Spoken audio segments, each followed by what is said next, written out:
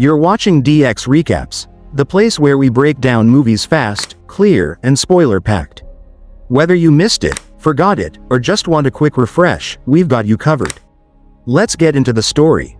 In a quiet countryside home, geologist Abby is spending time with her older sister Beth. They recently lost their mother, and now they're trying to support each other while dealing with their grief. But tragedy hits again when Beth is diagnosed with advanced leukemia. Doctors refuse to treat her because they believe nothing can be done. Abby, however, refuses to give up. She learns about a foreign clinic that offers risky and unethical treatments. To afford it, she takes a dangerous job. Sometime later, Abby arrives in the Georgian Caucasus, near the Russian border. She's been hired by a private metal mining company to search for uranium. Her father doesn't approve because he thinks Abby deserves a better career. But she's desperate to save Beth. She even asks for payment in advance, but her boss won't give her anything unless she finds results. Abby and her co-worker Sergey spend long hours searching, but find nothing. They're supposed to stay within a marked area, but Abby insists on going deeper into the forest. Sergey warns her it's dangerous, so Abby grabs his gun and forces him to leave. The forest is full of strange noises that make her uneasy, but eventually she calms down when she discovers a mysterious black rock. Back at headquarters, she runs tests and notices the rock has an unusually high temperature, but she still can't identify it. Her excitement is interrupted by a call from her father, who wants to bring Beth home so she can die peacefully among family. Abby disagrees and tells him she'll return soon to handle everything. Suddenly, the building shakes and the lights flicker. When it stops, Abby packs her things and asks Sergey to drive her to the airport. She boards a helicopter and talks to the pilots, who mention they'll fly near the border to remind the Russians who owns the valley. After hours in the air, Abby is alarmed to see birds at such a high altitude, until she realizes they're not birds at all. A black shadow surrounds the helicopter, crackling loudly. The pilot says it's getting closer. The helicopter shakes violently as the dark shape wraps around the windows before rushing away. Moments later, the controls fail. The radio dies, and then the engine stops. Abby straps in as the helicopter drops, losing speed and altitude. She can barely breathe. She focuses on calming herself and thinks of her sister, closing her eyes as the helicopter crashes into the mountains. Unconscious, she dreams about warning her father not to do anything drastic and promising she'll return soon. Abby wakes up inside the wreckage, bleeding and surrounded by fire. One pilot is dead. The other is alive but badly hurt. She bandages him and tells him to apply pressure. Outside, she screams for help, but nobody answers. The injured pilot explains how to use the emergency radio, but she gets no response. Checking a map, Abby realizes the closest road is 60 kilometers south. She gathers wood and starts a large signal fire, hoping someone will see it. The next morning, the second pilot has died too. Abby panics and cries, realizing she's completely alone. That night she dreams of Beth's declining health and wakes up shivering. Her fire has died. Determined, she gathers supplies from the helicopter, including a gun and a flare, and layers clothing for warmth. She begins her trek toward the south road. As soon as she leaves the crash site, she hears radio static. She runs back and traces it to a radio on the dead pilot's belt. It runs out of battery, so she finds the helicopter manual and uses it to locate cables and chargers. While the radio charges, she keeps staring at the strange black rock. When the radio finally turns on, Abby makes contact with John, an American pilot whose aircraft also crashed nearby. His legs are trapped, and his antenna is broken. Abby can fix it, so she asks where he is. He says he can see a lake. Abby finds the lake on the map and heads out to rescue him. John warns her it's dangerous. The area is under military occupation, but Abby ignores him. On the way, he asks about her job, and she explains she needs the money for her sister. Overwhelmed with emotion, she stops to collect herself. John talks about rare, one in a million chances, giving her hope to continue. As Abby climbs a steep hill, she remembers Beth saying she shouldn't fight anymore. Abby tells John that nobody is fighting for Beth, and John says she's lucky to have such a supportive sister. Eventually, she reaches a point she can't climb and must take a long detour. She doesn't notice the black rocks nearby. After hours, she finally crosses the hill and enters a forest to rest for the night. John says he can't feel his lower half anymore. Abby makes a small shelter and fire, but rain quickly extinguishes it. Feeling something warm in her bag, she remembers the black rock. She takes it out and touches it. The surface reacts strangely. John tells her not to feel ashamed of her work. She realizes he must be military and speaking from experience. In the morning, Abby walks through a snowy valley.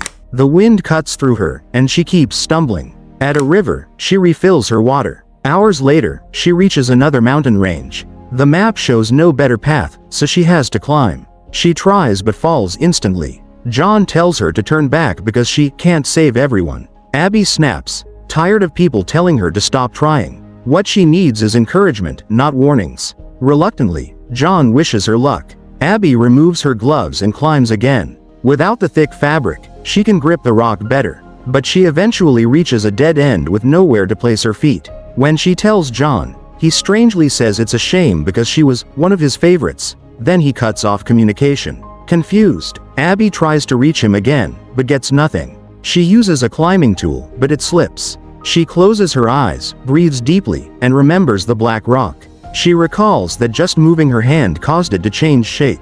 Wrapping thread around it, she sticks the rock into the mountain wall. It morphs enough for her to step on it. She climbs the final height and reaches the top. The thread pulls the rock free and returns it to her hand. At that moment, she sees the same mysterious shadow flying in the sky with a crackling sound. Using binoculars, she spots lights in the distance, a military base. She gathers sticks and dry grass to create a massive fire. She also arranges rocks into a large arrow to show the direction she's heading. Hours later, as she continues her journey, John contacts her again and warns her to stop drawing attention to herself. John warns Abby that the Russians control this entire region. If they see her signal fire, they won't come to help, they'll come to kill her. The warning scares Abby so much that she slips down a steep rocky hill and injures her leg. Frustrated by John constantly scolding her, she switches off the radio and treats her wound. Just then, she hears radio static. When she looks up, she spots a soldier patrolling nearby. Terrified, she immediately runs away. Her injured leg and the thick snow make walking extremely painful, and she's forced to use a stick to support herself. She eventually reaches a set of abandoned buildings and goes inside to rest and hide. Inside, she finds broken furniture, destroyed belongings, and even old family photos, reminders of people who were killed during the Russian invasion. Searching every room and drawer, she manages to find a few items for a fire and a piece of moldy bread that makes her gag. Using the airplane's first aid kit, she bandages her hands and injects herself with expired medicine. Before falling asleep, she stares at Beth's photo, imagining the pain her sister must be going through. That night, she dreams about their happier memories, but also about the clinic. Beth wanted to go home for her final days, but Abby forced her to stay.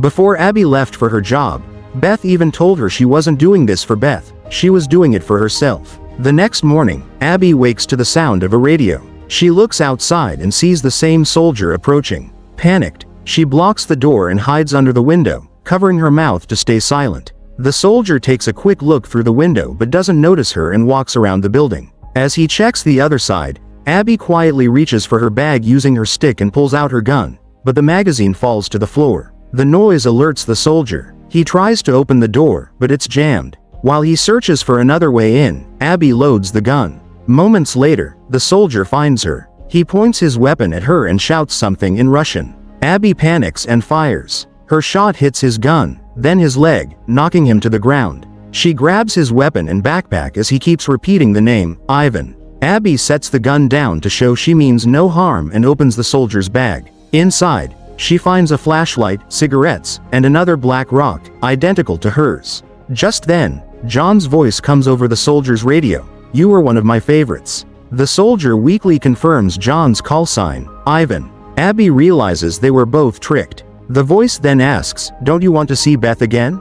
before the transmission ends. Shaken, Abby apologizes to the soldier and bandages his leg, placing him on a couch. She tells him she's going to find the voice on the radio and begs him to contact his base so they won't shoot her if they see her, though she isn't sure he understands. They leave together, both limping through the snowy forest. When they stop to rest, Abby takes out the black rock and hears the familiar crackling sound in the sky. She suddenly realizes the truth. The rock attracts the shadow. It's what brought down the helicopter. It's what interfered with every radio signal. That's why the chopper's radio only worked again after she walked away. Filled with anger, Abby throws the rock as far as she can and screams. They continue into a wide snowy valley. As they walk, they notice the snow clearing under their feet, revealing they're actually walking on a frozen lake. Abby keeps her distance so they don't put too much weight on one spot. Then she hears the crackling again. When she turns around, the soldier is gone. Suddenly, the ice beneath Abby cracks and she falls into the freezing water.